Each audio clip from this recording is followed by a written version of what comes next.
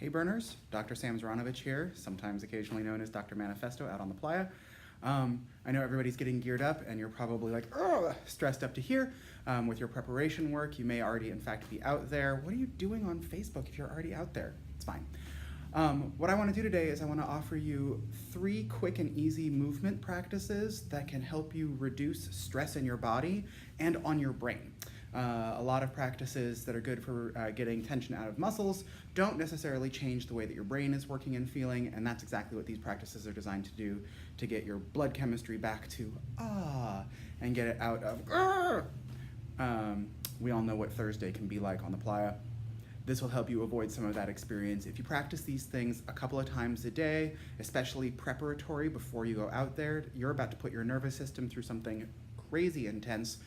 Give yourself a foundation that's resilient so that when you come back, you don't have a massive decompression, you just have an easy re-entry, or as easy as it can be.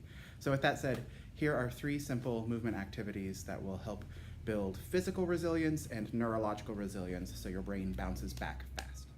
So the first movement is actually the simplest thing in the world. You can do it anywhere. You can even do it standing, waiting in line to buy water in Reno. But the easy thing to do, you just lock your feet to the ground like the way seaweed locks to rocks at the bottom of the ocean, and then you let your body be seaweed. Purposeless movement is a really great way to get your nervous system to reset. So you're just gonna flow really easy and loose and free. There's no big stretch necessary here. Do that another time.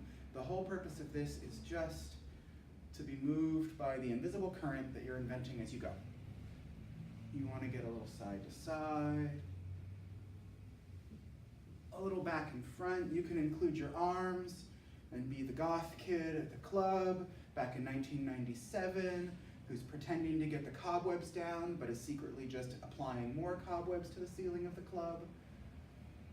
Just really floaty and easy for about 20 or 30 seconds.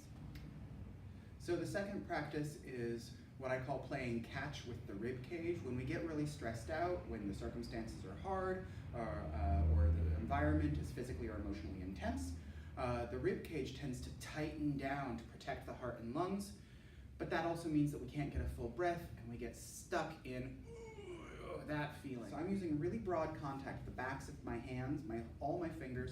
I'm resting them at the very bottoms of my rib cage, and I'm just passing my ribs back and forth between my hands.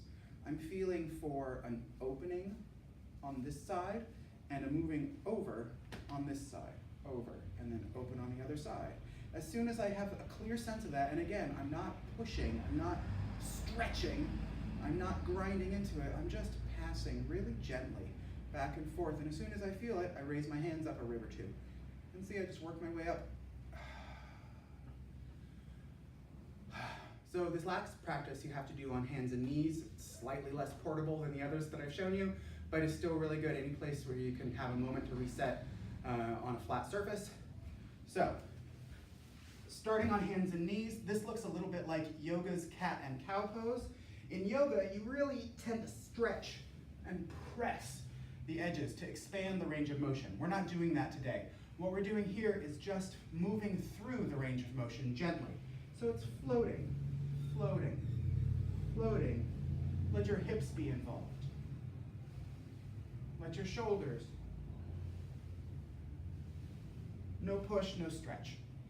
The second one, I'm going to wag my tail like a dog, but in slow motion. Bring my hips way over to the left, way to the right, way to the left, way to the right. If this feels good, that's enough. If you want to make it more complicated, and it is more complicated, bring your head and shoulders width.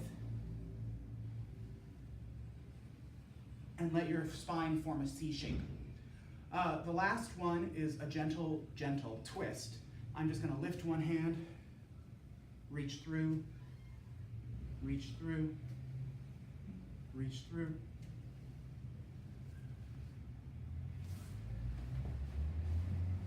Again, no push, no stretch, no taffy pulling, just floating through the range of motion. So that's what I have for you today. I would recommend you try at least a couple of these for a few minutes, a couple of times a day. Anytime things start to get really intense, take 10 seconds, take a minute. And if you can build a foundation by practicing these exercises just a little bit before you go or before things get stressed out, you'll have a lot bigger budget of stress to tolerate. And here's a little tiny bonus. Anytime things get a little bit intense, as soon as you can and you walk away, you just shake. Shake it out. It's the way everybody with a nervous system, everybody with a spinal cord switches from that fight-flight mode back into rest and have a good time. Have a great burn, you guys.